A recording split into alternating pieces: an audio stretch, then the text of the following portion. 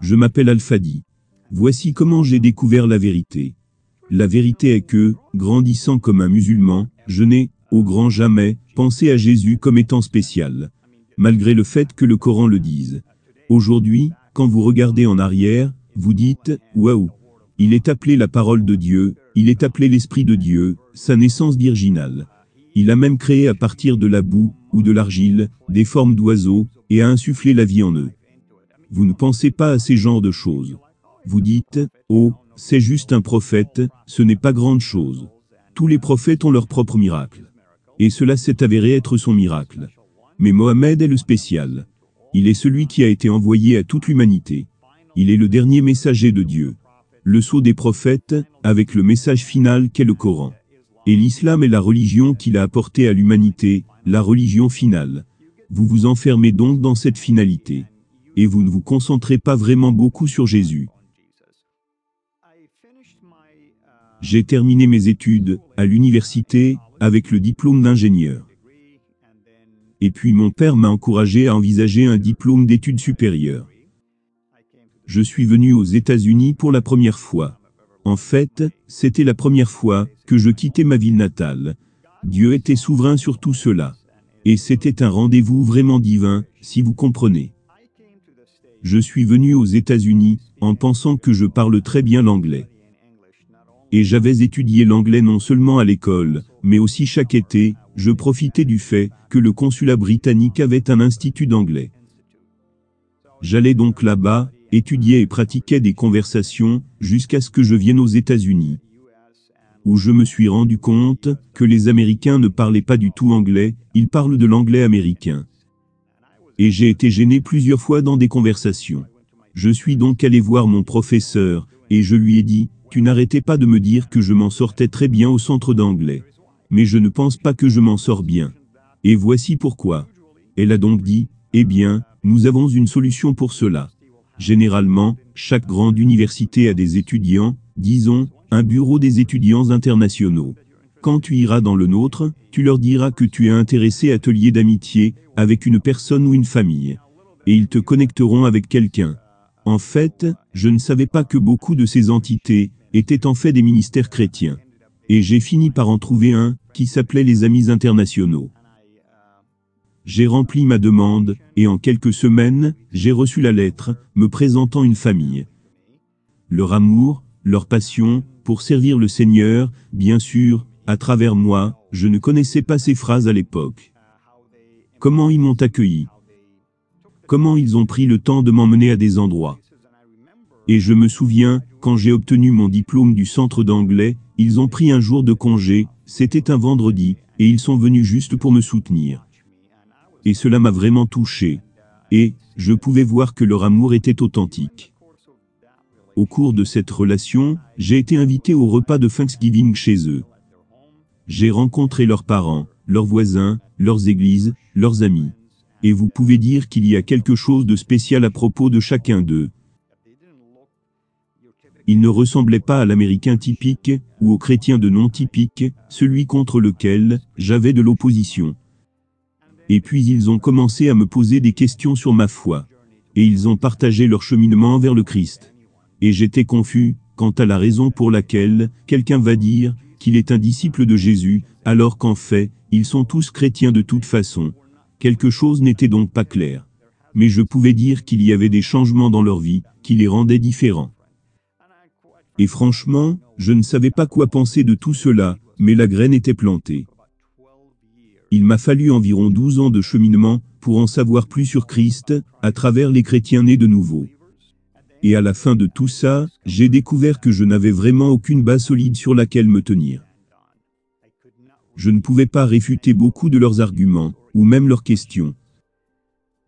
Et puis finalement, j'ai accepté d'aller à l'église, pour la première fois, en mai 2001. Et quand le 11 septembre est arrivé, j'ai été troublé par ce qui s'est passé. Je savais pourquoi les djihadistes de l'air avaient fait ce qu'ils avaient fait. Parce qu'à une certaine époque, dans les années 70, je voulais aussi devenir un djihadiste. Aller en Afghanistan, combattre et mourir en tant que martyr. Parce que c'est le plus haut degré d'honneur que vous puissiez verser votre sang pour Allah, et combattre pour sa cause. Et vous aurez tous vos péchés pardonnés, et vous irez directement au paradis. Parce que c'est la seule façon d'avoir l'assurance de votre salut dans l'islam. Sinon, vous devez dépendre de vos œuvres.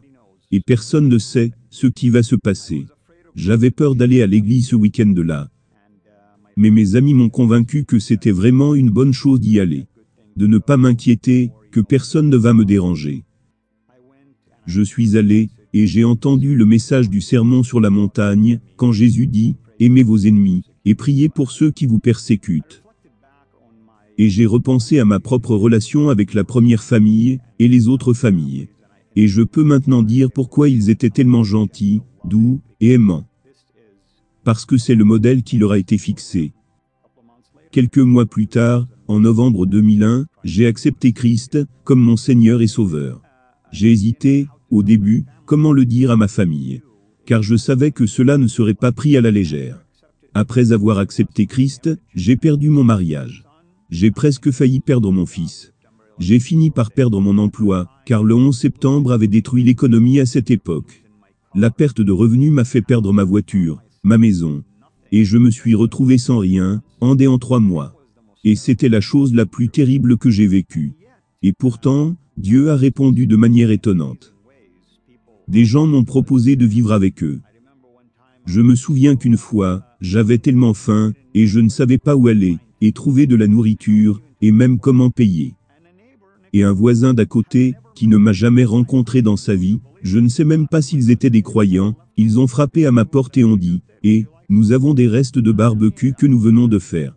En voudrais-tu » J'ai regardé, et j'ai dit, « Waouh, c'est incroyable. » Et des choses, comme celle-ci commencent à te faire réaliser qu'il est là.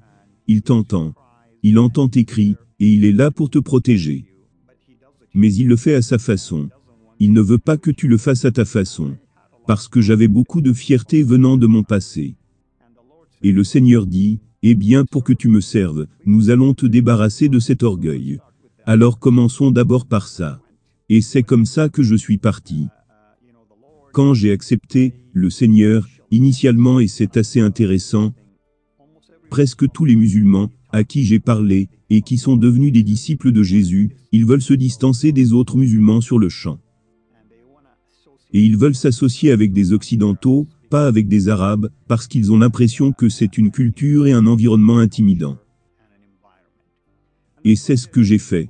J'ai dit, « Seigneur, tu sais, je veux te servir, mais je ne veux rien avoir à faire avec les musulmans, ou les Saoudiens. » Et le Seigneur dit, « Nous verrons cela. » Il a commencé à me préparer, au ministère, envers les musulmans, et les Saoudiens.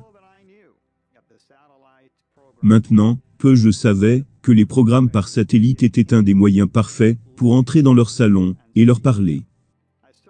Je me souviens encore que les gens me disaient, quand nous avons vu votre témoignage, nous avons été époustouflés, par le fait qu'un Saoudien puisse apparaître à la télévision, et partager son témoignage. Et puis lentement et progressivement, je commence à découvrir le pouvoir des médias sociaux. Maintenant, je suis reconnaissant de vous dire, que j'ai tellement de connexions là-bas. Je connais beaucoup de croyants qui y sont. Nous communiquons beaucoup, et c'est presque, comme si j'étais avec eux. Et même si parfois beaucoup d'entre eux veulent partir, je les encourage à rester, parce que Dieu les utilise là-bas.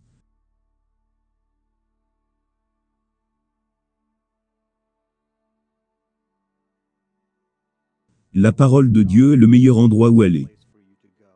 Aimez lire juste la Bible, d'un bout à l'autre. Voir par vous-même, ce qui est arrivé à Adam et Ève. Voir par vous-même, l'alliance de Dieu avec eux.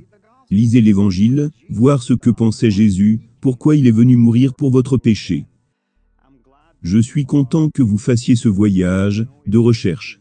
Je sais que c'est risqué, mais une chose que je peux vous assurer, Jésus dit, « Je suis le chemin, la vérité, et la vie.